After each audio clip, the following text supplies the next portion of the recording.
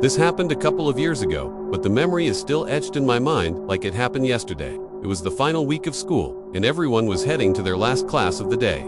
Mine was history, a subject I was not only bad at but also hated, thanks to the grumpy old teacher who never seemed to like anyone. I wasn't in the mood to sit through another one of his boring lectures, so I decided to skip.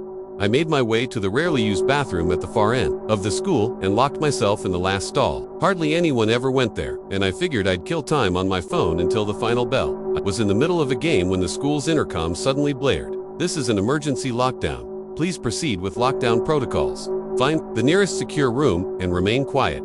I nearly dropped my phone. At first I assumed it was just a drill. We'd had them before. They never amounted to anything. So, I stayed in the stall, still playing. But then, everything went dark. The lights flickered off, and the familiar hum of the building, the AC, the buzzing fluorescence, vanished. The power was completely cut. That had never happened during a drill. I started to panic a little and texted my friend, asking what was going on. He replied, almost instantly, "Where the hell are you? This isn't a drill. Some guy with a knife is trying to get into classrooms." My heart dropped. I told him I was in the back bathroom, and he immediately told me to stay hidden. I turned my phone's brightness down and waited. Then, I heard it, footsteps. The bathroom door creaked open. Slow, deliberate footsteps moved toward the stalls. One of them creaked open, the one right next to mine. I froze. Then a voice spoke from the next stall, "Just hiding."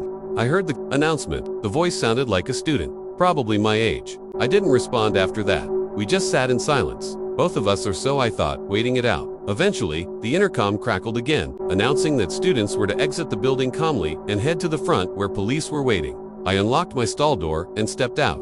But the guy next to me didn't move. "You coming?" I asked. "Yeah, just give me a minute," he replied. Weird, but I didn't push it. I left and started walking toward the front doors. That's when my phone buzzed again. My friend had texted. "The guy stabbed people at a gas station. Then, ran to hide in the school. Cops say he's still inside.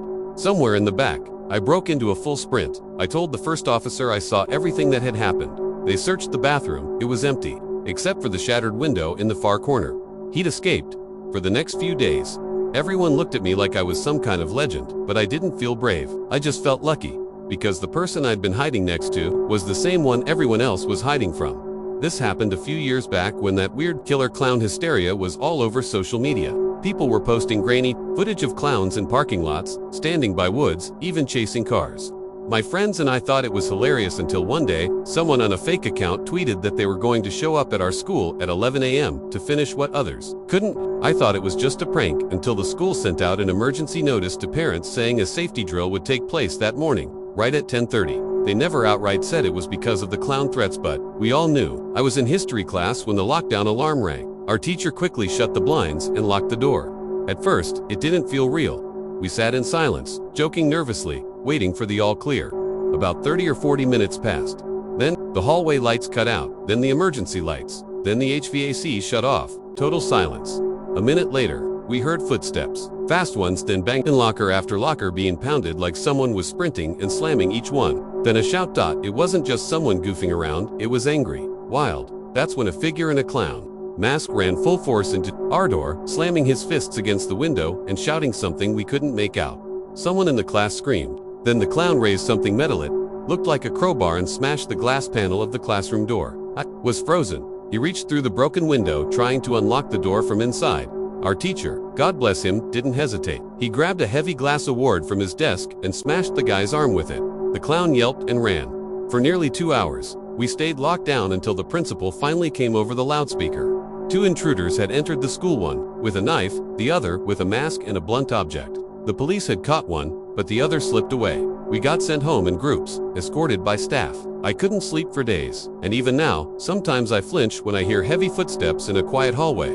I go to a small school, barely 500 students. Everyone knows each other.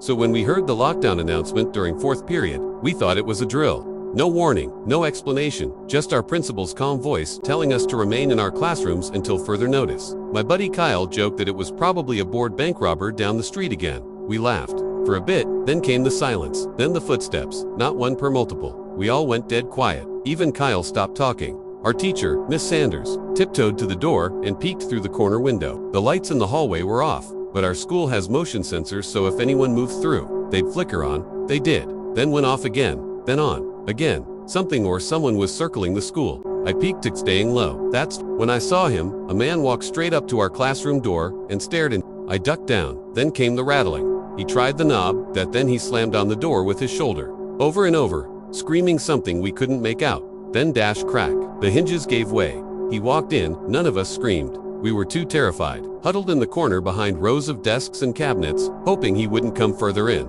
I could hear him breathing, pacing. Then a voice from the hallway yelled, "Dude, cops are here. Let's go." Footsteps, running, then nothing. They were never caught. Word was, it was a gang trying to send a message. Someone at our school had posted something stupid online. The men were allegedly armed. We were lucky. But the silence that followed, that stuck with me longer than anything. I went to a tiny private middle and high school, maybe 30 students total. One of our volunteer assistant coaches was a quiet guy in his late 40s. He helped out at games and had 2 adopted sons in the school, one older than me, one younger. I barely remembered him. Years later, after graduating, I got a random call from an unknown number. It was him, congratulating me on finishing high school. At first, I thought he was just being nice. But he called again a few days later, this time insisting on taking me out for steak. I declined, politely. He didn't take it well. He started texting, calling, leaving voicemails saying he just wanted to catch up, that he thought we had potential. I blocked him. Fast forward to my sophomore year of college. I get an email. Somehow he found my new school address. It was long, too long, full of poetic language about lost friendships, souls waiting to connect, and how most people leave behind forgettable lives. But I was different. I had value. He went on about how he saw something special in me, and how his past friendships, some with young women, elderly widows, even a teenage boy who just needed a father figure, were always misunderstood. At the end, he wrote, "Perhaps one day our paths will cross again, and something real can blossom." That was it. I told him firmly never to contact me again. I also mentioned my father was an attorney, and that I'd forwarded everything to him. That finally made him stop. A few months later, I did a search out of curiosity. His name showed up in multiple funeral guest books, always for teenage boys. From other states, his messages were eerily familiar, almost copy-pasted, though I never met him in person. I came to love and respect him through our messages. My heart is aching. I don't know what to make of it, but I haven't heard from him since. I just hope those other boys were never alone with him.